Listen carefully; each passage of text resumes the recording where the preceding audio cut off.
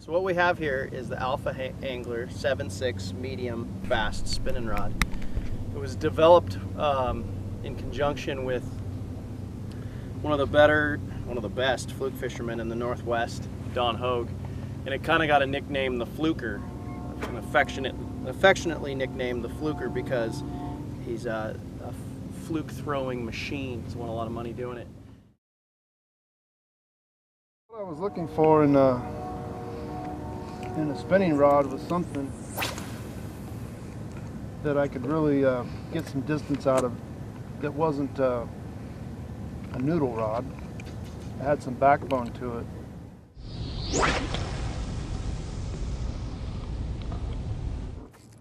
I mean, for a big rod, it's comfortable, and for a beefy rod with some backbone, I mean, this rod's got some backbone, but it's not. You don't feel like you're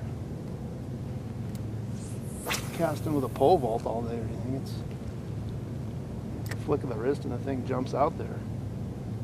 Now at the end of that cast, if I would get bit there, I've got the sensitivity to feel that, to recognize that, and then I've got the power where I can, you know, set the hook on that fish, and now I've got the additional power and the right flex and parabolic action in this to really control the surging movements of that fish.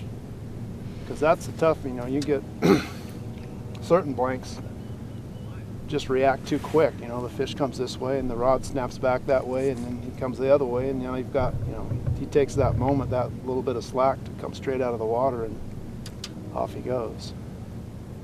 So I don't like that. I want something that's gonna, once it loads, it's got the length and the parabolic action in it to keep that fish loaded, keep tension on it. The one thing we didn't want to do is call this thing the Fluker, because as we were developing it and using it in the last couple of years, we found that you can do anything with it. You can throw a fluke. It does really good with ball head swim baits. It's a great tube rod if you keep it under like 5/8 of an ounce. It has a lot of horsepower to drive the hook, and a lot of times guys, when they're fishing this clear water for these smallmouth, they're going to use light line on their tubes because they feel they'll get more bite. You have a conundrum there though, that you're using light line, but you still have to drive a hook that has a weight in front of it, and it's going to move around in the front of the fish's mouth. So you're going to want a lot of horsepower when you actually set the hook, and a lot of bend in the rod so that when you're fighting the fish, he doesn't get ahead of you. He can't get ahead of you and run and unweight that rod. And that's usually when they come off, is when they unweight the rod and the rod goes slack for any point of time. They feel the slack as well, and they turn and they're gone. And that's when that hook pops out. So this rod will allow you to really pull hard and bow them up and get a long, good bend into the rod, a long ways away with a lot of line out, and still keep them pinned and get them in the boat.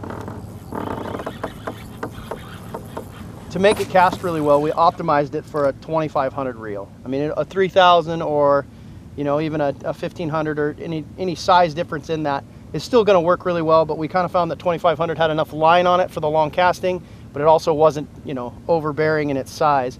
And it's really optimized for braid. Now you can use mono or straight fluoro, but the distance that you would want when you're throwing this rod is going to come from the braid. One of the requirements was you had to be able to use the rod all day. It had to be able to throw a light bait a long ways, but it also had to have the power to pull, you know, a big surging smallmouth back to you. And usually to do that, you have a longer rod, it's going to be a little bit heavy, but this rod is perfectly balanced. You can hold it all day long. It's not tip heavy at all. And so a lot of the times when people grab a hold of this rod, you'll ask them, how long do you think that is? And because it's so well balanced, they'll tell you it's 7 foot. It's actually 7.5. And that's how you can tell you really got the balance right, because it doesn't feel like a really big rod. It doesn't act like that in your hand, but it is a big rod. It has a lot of horsepower. Totally. I can keep that fish. I've got control of him now. See? One thing to say, yeah, I can throw a long ways on something, but you know, do I have a rod that's going to be able to be functional at that distance? And this is a super functional rod at that distance. So that was unique. Basically, it was impossible to find that combination. So Jake, an Alpha Angler, he built one that did all those things and more. Plus it looks good, and it makes me look, I don't know if I make it look good or it makes me look good.